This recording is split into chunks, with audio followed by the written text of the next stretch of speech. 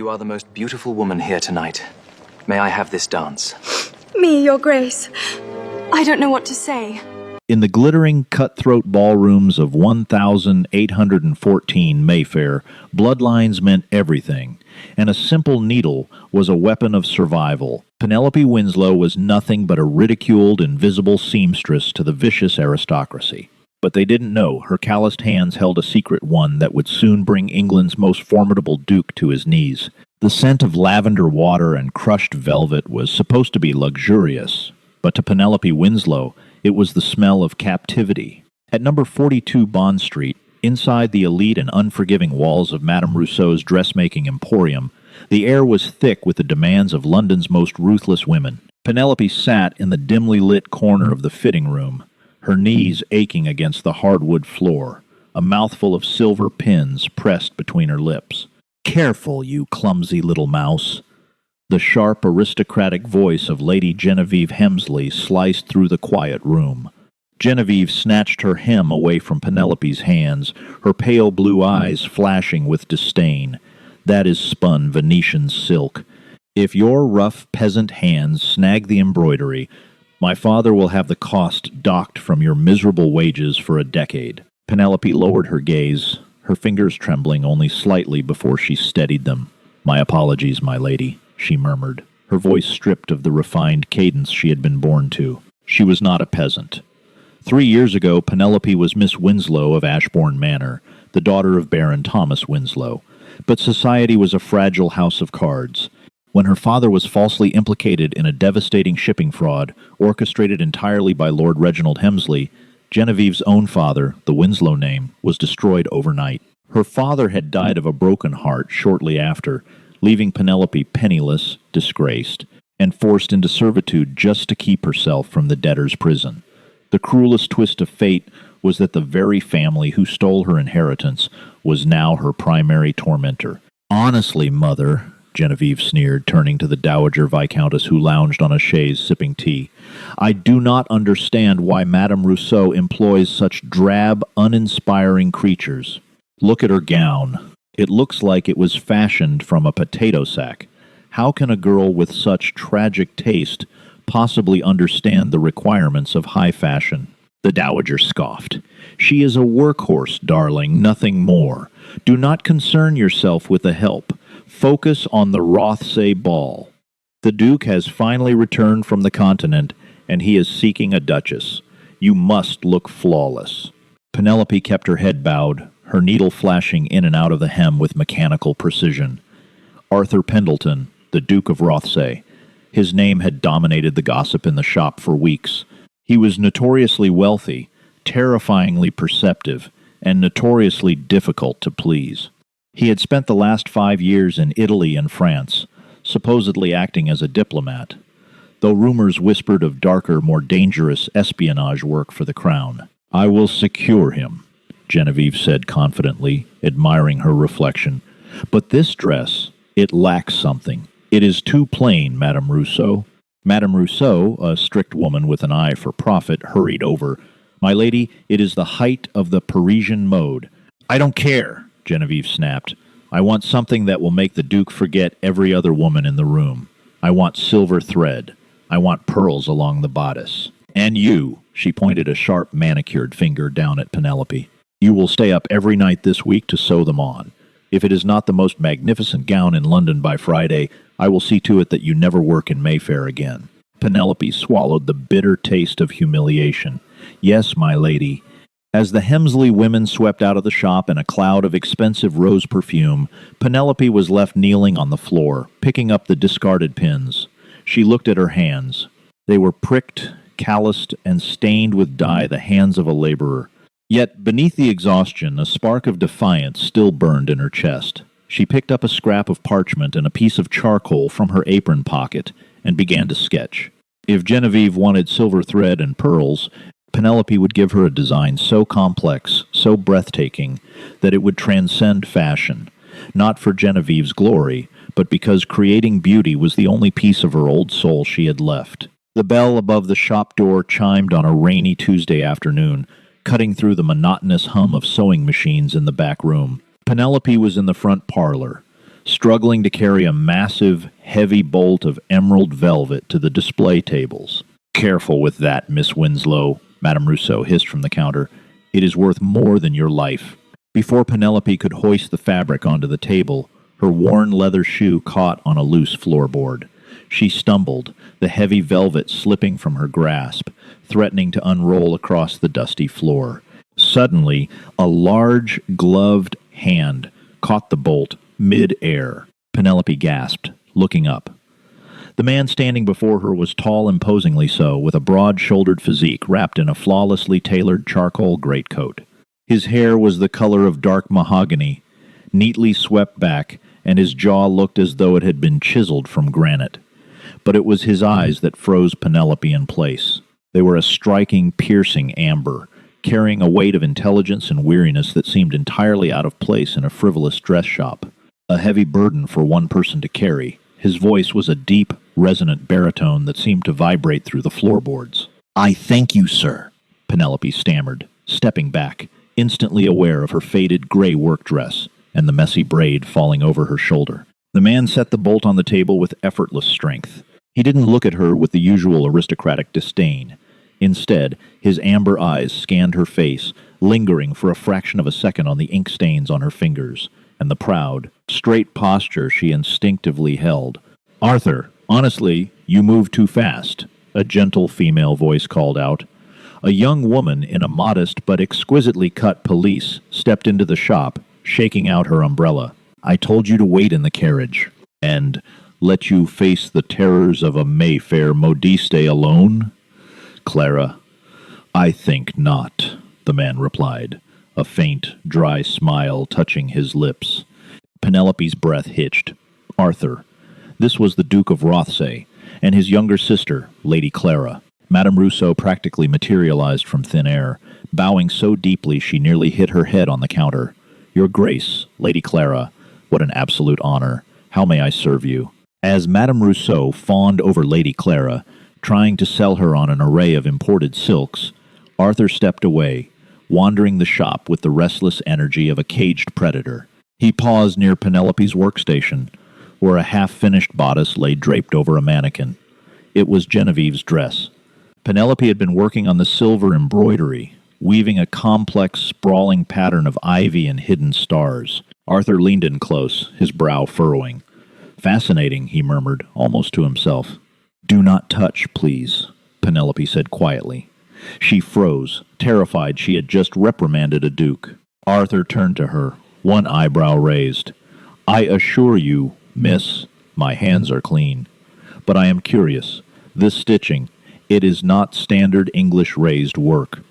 It utilizes a couching technique I have only seen in the private convents of northern Italy. Who is the designer?" Penelope's heart hammered against her ribs. No man in London society knew the difference between couching and standard embroidery, let alone the regional techniques of Italy. It is a custom design, Your Grace. "By Madame Rousseau?" Arthur asked, his tone laced with polite skepticism. "I doubt it. She has a Parisian heavy-handedness. This is delicate. It tells a story. The ivy implies resilience. The silver thread woven beneath the silk suggests hidden depths. It is the work of an artist, not a merchant." Penelope stared at him, genuinely shocked. For 3 years, no one had truly seen her work. They only saw the status of the women wearing it. "The design belongs to Lady Genevieve Hemsley," Penelope lied, reciting the script Madame Rousseau demanded of her. She instructed the pattern. Arthur's amber eyes locked onto Penelope's. He saw the slight tremor in her hands, the way she protectively stepped between him and the mannequin. "Did she?" he asked softly, leaning in just a fraction. "Lady Genevieve must be quite the scholar, then. Tell me, what is your name?" Before Penelope could answer, the shop door flew open again, and in walked Genevieve Hemsley, completely disregarding the rain, her eyes locked onto the Duke like a hawk spotting prey. "Your Grace!"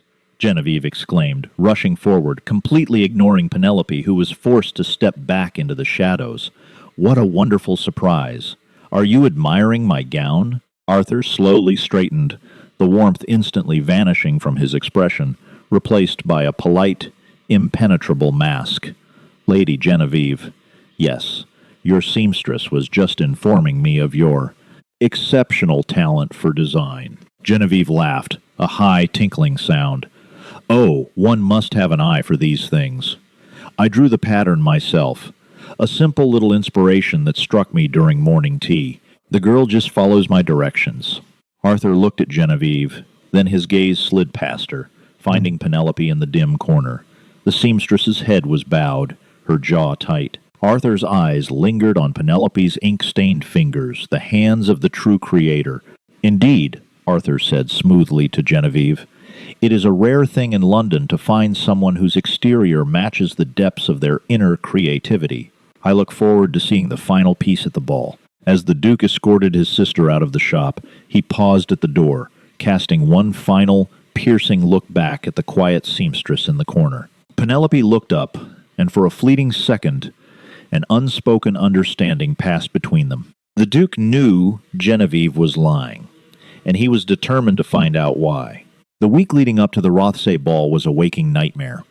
Penelope barely slept, surviving on weak tea and stale bread as she worked tirelessly on Genevieve's gown. The pressure was immense. Genevieve visited the shop twice a day, delivering cruel critiques, threatening Penelope with starvation if a single bead was out of place. But as the days wore on, Penelope found herself channeling her grief, her anger, and her lost heritage into the fabric. The gown was constructed of midnight blue silk that moved like liquid water, but the secret lay in the silver embroidery. While Genevieve thought it was simply a pattern of ivy, Penelope was quietly, meticulously weaving her own family's history into the bodice. Hidden within the twisting silver vines was the subtle shape of a rising falcon, the crest of the disgraced House of Winslow. It was a silent rebellion, a masterpiece forged in the fires of her humiliation. On the evening of the ball, the sky over London was crisp and filled with stars. Penelope stood in the back alley of the modiste, exhausted to her very bones, wrapping the gown in layers of protective tissue. "You will ride on the back of the carriage," Madame Rousseau ordered, shoving a small sewing kit into Penelope's chest. "Lady Hemsley has requested you be on hand at Rothsay Manor. If Lady Genevieve steps on her hem, or if a bead drops, you will fix it immediately. You will remain in the servants' corridor, out of sight. Do you understand?" "Yes, madame," Penelope whispered. Rothsay Manor was a sprawling, magnificent estate in the heart of Mayfair. When Penelope arrived, slipping through the tradesman's entrance, the sheer scale of the wealth was overwhelming. Thousands of beeswax candles illuminated the grand ballroom, and the sound of a full-string orchestra drifted down the marble corridors. Penelope was stationed in a small alcove just off the main ballroom, hidden behind a heavy velvet curtain. Through a small gap in the fabric, she could see the glittering society that had once been her birthright. The lords in their crisp cravats, the ladies in their vibrant silks. And there, standing at the top of the grand staircase, was Arthur Pendleton. He wore severe black evening wear, devoid of the foppish decorations favored by the other gentlemen. He looked like a king surveying a court of jesters, and he looked utterly bored. That is, until Genevieve Hemsley made her entrance. When Genevieve descended the stairs, a hush fell over the ballroom. The midnight blue gown caught the candlelight, the silver embroidery shimmering as though it were alive. It was undeniably the most spectacular dress in the room. Whispers of admiration swept through the crowd, and Genevieve beamed, her chin held high, parading the stolen genius as her own. Penelope watched from the shadows, her chest tight. It was her work, her vision. Her family's crest draped over the body of the woman whose father had destroyed them. A bitter tear slipped down her cheek, but she quickly wiped it away. Genevieve made a direct line for the Duke. "Your Grace," she purred, dropping into a deep, calculated curtsy. "I hope the gown meets your expectations." Arthur looked down at her. His amber eyes swept over the dress, taking in the flawless construction, the meticulous silver threads, and then his gaze stopped abruptly on the bodice. He stepped closer, abandoning the polite distance dictated by society. Genevieve flushed with triumph, thinking she had captivated him. But Arthur was not looking at her face. He was staring at the silver vines. He recognized the pattern immediately. He was a man who had studied heraldry, who knew the histories of England's fallen houses. He saw the rising falcon hidden in the ivy.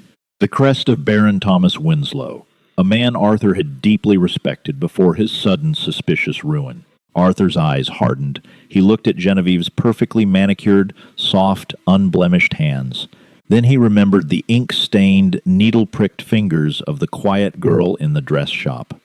The girl with the proud posture and the tragic eyes. "It is a masterpiece, Lady Genevieve," Arthur said, his voice dangerously soft. "Tell me, what inspired you to weave the Winslow crest into your design?" Genevieve's smile faltered. Her eyes darted around in sudden panic. The what, Your Grace? I simply thought the birds were a lovely touch of nature." Arthur's jaw tightened. "Birds. I see." Before Genevieve could recover, disaster struck. In her nervous agitation to step closer to the Duke, Genevieve caught the heel of her slipper on the delicate hem of the silk. With a sickening Times rip, a portion of the midnight blue fabric tore loose, exposing the petticoats beneath. Genevieve gasped, her face turning crimson as a few nearby aristocrats snickered. "My dress!" she shrieked, instantly losing her composed veneer. "Where is that useless girl? Fetch the seamstress." In the alcove, Penelope's blood ran cold. A footman grabbed her roughly by the arm and shoved her out from behind the velvet curtain, directly into the glaring light of the ballroom. The music faltered. Hundreds of eyes turned to see the drab, plain seamstress in her gray work dress stumbling onto the polished marble floor, clutching her small wooden sewing box. Penelope kept her eyes glued to the floor, her face burning with unparalleled humiliation as she knelt at Genevieve's feet to assess the damage. "You stupid, worthless creature!" Genevieve hissed venomously, loud enough for the immediate circle to hear. "You sewed it too long! You have ruined my evening. I will see you in the streets for this." Penelope's hand shook as she threaded her needle. "I will fix it, my lady. Just a moment." "Do not speak to me," Genevieve snapped, raising her fan as if to strike the girl's shoulder. But before the fan could descend, a large, gloved hand caught Genevieve's wrist mid-air. The entire ballroom went dead silent. Penelope looked up. Arthur Pendleton, the Duke of Rothsay, stood towering over them. His grip on Genevieve's wrist was gentle but possessed the immovable strength of iron. His amber eyes were blazing with a cold, terrifying fury directed entirely at the Hemsley heiress. "That will be quite enough, Lady Genevieve," the Duke said, his voice echoing through the silent hall like a crack of thunder. He let go of Genevieve's wrist and slowly, deliberately, knelt on the marble floor. The crowd gasped collectively. A Duke, kneeling. Arthur reached out, his large hands gently covering Penelope's trembling, needle-pricked fingers. He looked directly into her eyes, ignoring the hundreds of aristocrats watching them in absolute shock. "I believe," Arthur said softly, his voice meant only for her, "that this dress already belongs to a Winslow. You need not mend it for a thief." The collective gasp that rippled through the grand ballroom of Rothsay Manor was a sound Penelope would never forget. It was the sound of a rigid, immovable society cracking straight down the middle. For a duke, an unmarried, staggeringly wealthy duke of royal bloodlines, to lower himself to the floor for a disgraced seamstress was nothing short of a scandal that would be etched into the annals of Mayfair history. Genevieve Hemsley stood frozen, the color draining from her face so rapidly she looked as though she might faint. Her mouth opened and closed like a landed fish, unable to process the sight of Arthur Pendleton's broad shoulders bowed before a girl she considered to be less than dirt. "Your Grace," Genevieve finally stammered, her voice pitched high and shrill with panic. "What are you doing? She is a nobody. A clumsy, lying little rat from the gutter. Let go of her at once." Arthur did not look at Genevieve. He kept his gaze locked on Penelope. Beneath his large, warm hands, Penelope's trembling slowly ceased. For 3 years, she had made herself invisible, shrinking away from the cruel glares and the harsh reprimands. Now, under the fierce, unwavering attention of Arthur's amber eyes, she felt an ember of her old, unbroken spirit ignite. "Are you harmed, Miss Winslow?" Arthur asked, his voice low, a private rumble meant only for her, amidst the deafening silence of 100 staring aristocrats. "I am unharmed," "Your Grace," Penelope whispered, her voice surprisingly steady. Arthur gave a sharp, definitive nod. With a grace that belied his massive frame, he stood, bringing Penelope up with him. He did not release her hand. Instead, he tucked it firmly into the crook of his arm, positioning her beside him not as a servant but as an equal. "I demand an explanation." The booming, furious voice of Lord Reginald Hemsley shattered the quiet. The heavy-set, red-faced baron pushed his way to the front of the crowd, his eyes blazing with a mixture of rage and terror. He looked at Arthur, then at Penelope, his upper lip curling in disgust. "You insult my daughter in your own home, Rothsay. You humiliate my family by holding the hand of a destitute criminal's daughter. I demand you release her and apologize to Genevieve immediately." Arthur's expression turned to ice. The boredom that had previously masked his features vanished, replaced by the lethal, calculating stare of a man who had negotiated treaties in the blood-soaked courts of Europe. "A criminal's daughter, you say?" Arthur's voice was perilously soft, yet it carried to every corner of the vast room. He stepped forward, forcing Lord Hemsley to take an involuntary step back. "That is a fascinating accusation, Lord Hemsley, especially considering the crest woven into your daughter's bodice." Arthur reached out, his gloved finger tracing the air inches from the torn midnight blue silk of Genevieve's dress. "Look closely, my lords and ladies. This is not the careless ivy of a morning's whim, as Lady Genevieve so clumsily claimed. This is the rising falcon, the ancestral crest of the House of Winslow. This gown was not designed by your daughter, Hemsley.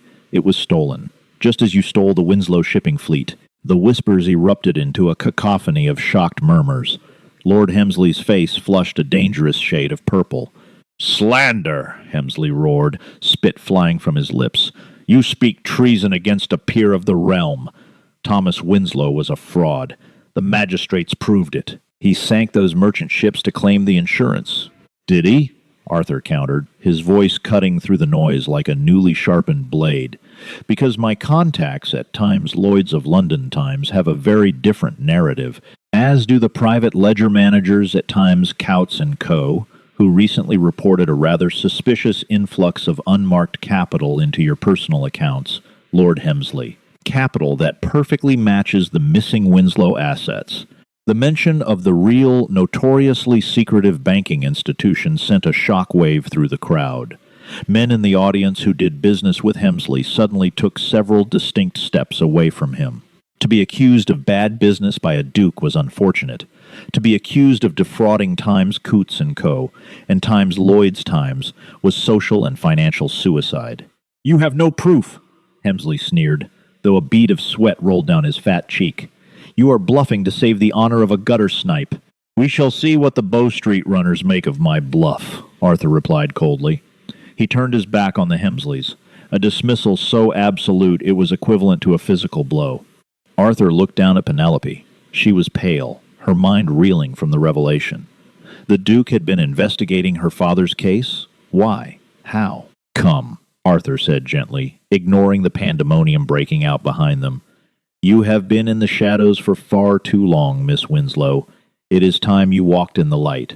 Before Madame Rousseau, who was hyperventilating in the corner, or Lord Hemsley could make another move, Arthur led Penelope straight through the center of the ballroom. The sea of aristocrats parted for them, their eyes wide, their fans fluttering furiously. Penelope walked with, her head held high, the heavy gray fabric of her work dress suddenly feeling like the armor of a victorious knight. Arthur did not stop until they reached his private study in the west wing, far from the chaotic noise of the ball. He opened the heavy oak door, ushering her inside, and immediately went to the hearth to stoke the dying fire. The room was vast, lined with towering bookshelves and smelling of leather, tobacco, and expensive brandy.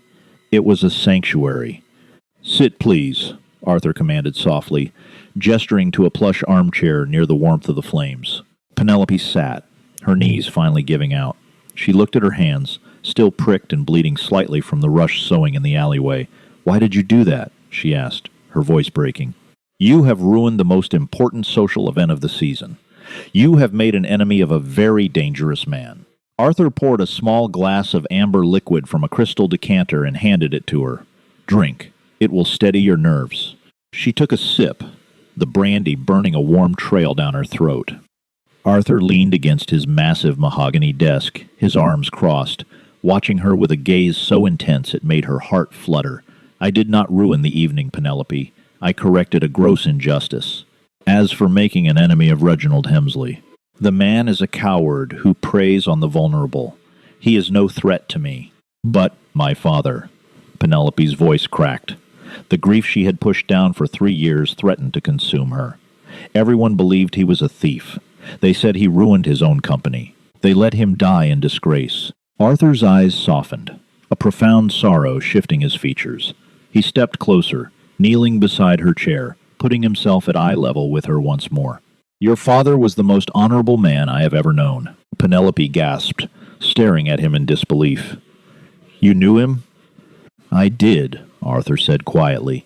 5 years ago, before I departed for the continent, I was a young diplomat tasked with a highly dangerous, completely unfunded mission for the Crown de Vienna. The ministry refused to supply the capital. It was Thomas Winslow who believed in my cause. He financed my expedition from his own personal fortune. He asked for nothing in return, only that I serve England well. He saved my life, Penelope. Tears spilled over Penelope's eyelashes, tracking through the faint smudges of charcoal on her cheeks. He never told me.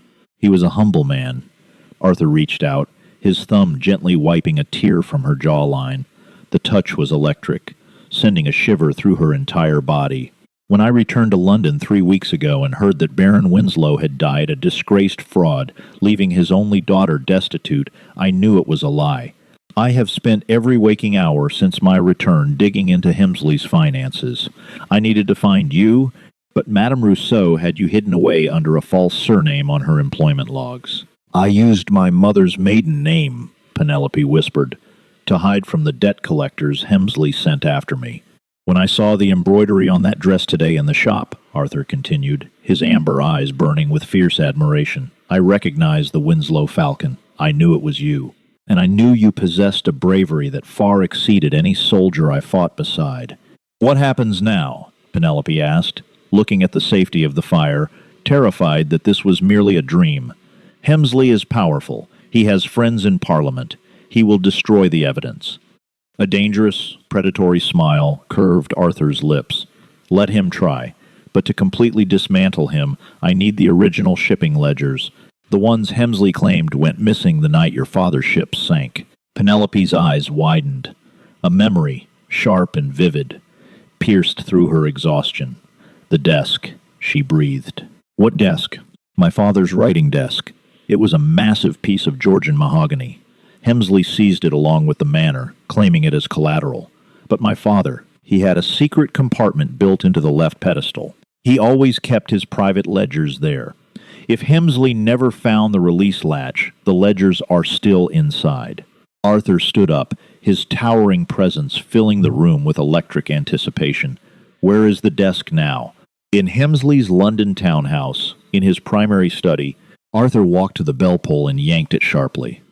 A moment later, his most trusted valet appeared at the door. Summon the carriage, and send a rider to Bow Street. Tell Inspector Hobbs to meet me at the Hemsley residence in Mayfair with a warrant for fraud and grand theft. The valet bowed and vanished.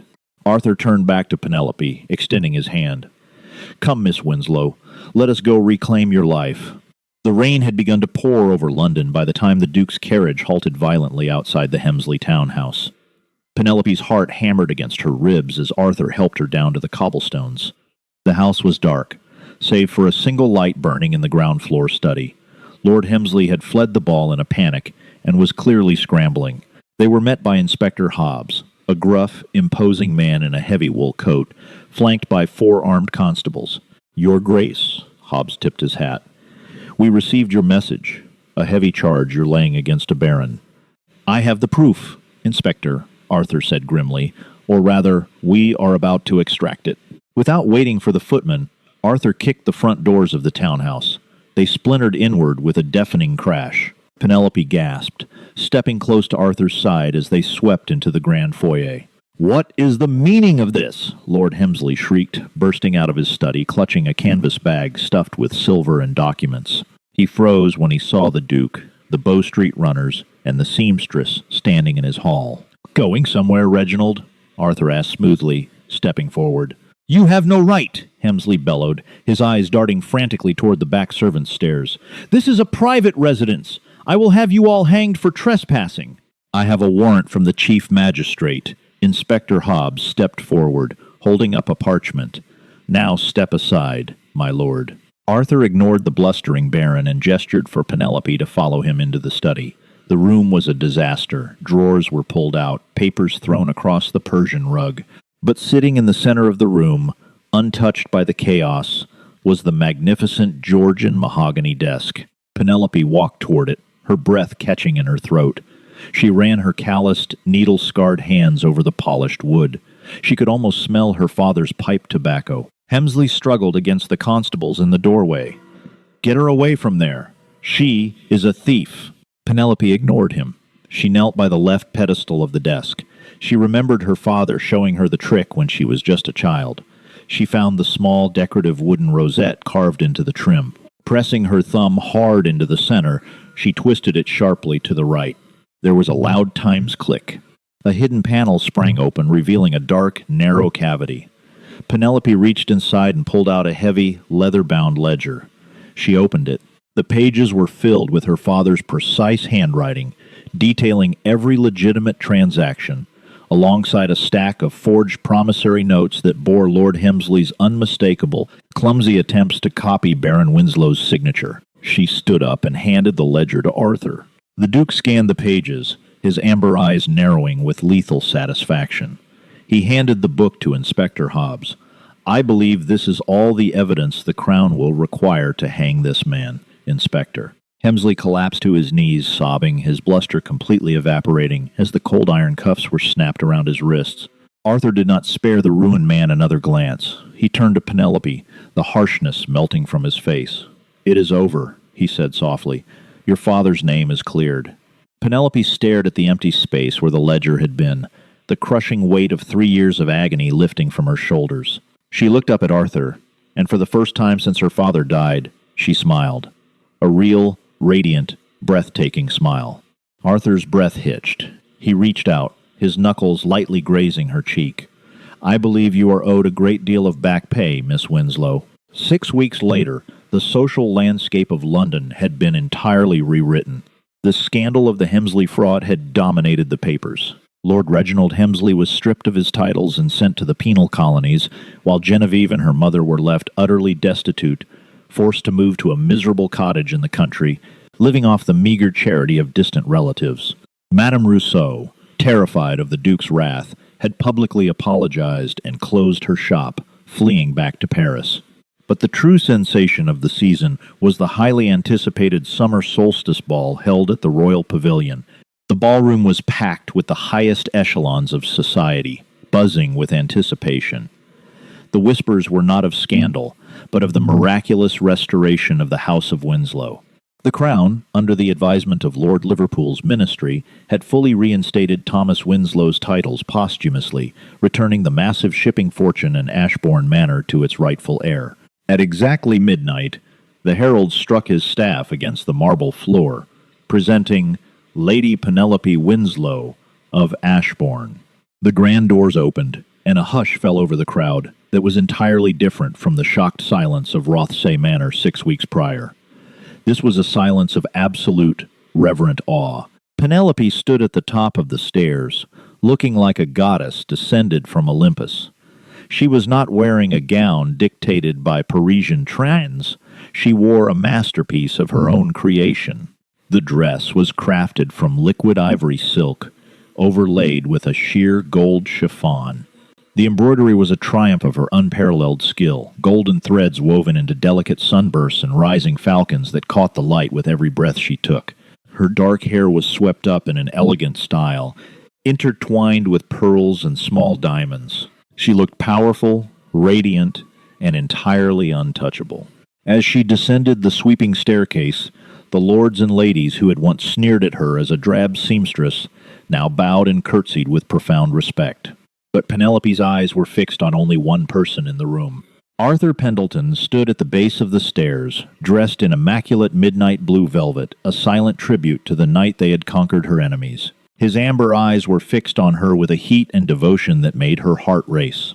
When she reached the bottom step, the crowd parted, giving them space. "You are a vision, Lady Penelope," Arthur murmured, stepping into her space, the rest of the world melting away. "You have brought the sun into this dreary ballroom." "I merely brought my own light, Your Grace," Penelope replied, a playful, confident smile touching her lips. "I found it was hidden for far too long." Arthur chuckled, a deep, rich sound that vibrated in his chest. He bowed, extending his white-gloved hand toward her. The orchestra, taking their cue, raised their instruments. "Then let us show them exactly how bright you shine," Arthur said, his voice dripping with affection and a promise of forever. "Everyone in this room has been waiting for this moment, but none more than I. May I have this first dance, Penelope?" Penelope looked at his outstretched hand, the hand that had caught the velvet bolt, the hand that had defended her honor, the hand that had helped her tear down the shadows of her past. She placed her fingers in his. "You may have the first, Arthur," she whispered as he pulled her effortlessly onto the dance floor, "and every dance after." As the Duke of Rothsay spun the triumphant Lady Winslow into the center of the ballroom, their eyes locked in a gaze of unyielding love, society learned a lesson they would never forget. Never mock the quiet ones in the shadows, for they are the ones who hold the needle, and they can rewrite the fabric of your destiny with a single stitch. If you love this story of vengeance, hidden royalty, and a love that defied all of London society, don't keep it to yourself. Smash that like button, share Penelope and Arthur's triumphant journey with your fellow romance lovers, and make sure to subscribe to the channel for more sweeping historical dramas. What was your favorite moment of the Duke's Revenge? Let us know in the comments below, and hit the notification bell so you never miss a tale.